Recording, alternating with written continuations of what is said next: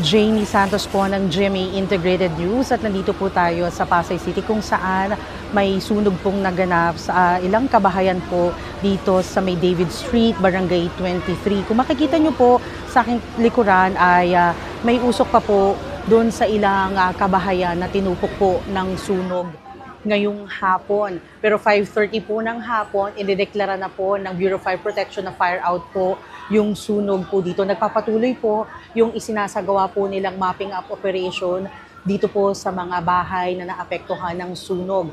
Ayon po sa barangay chairman, tinatayang nasa 20 houses po yung tinupok ng apoy at nasa 80 to 120 families yung apektado ng sunog. Sa ngayon po, pansamantalang manunuluyan daw po itong mga naapektuhan ng sunog sa kalapit na eskwelahan. Inabot po ng second alarm ang sunog at sa ngayon po, patuloy na inaalam ng Bureau of Fire Protection ng sanhi nito. Muli, ako po si Jamie Santos ng GMA Integrated News.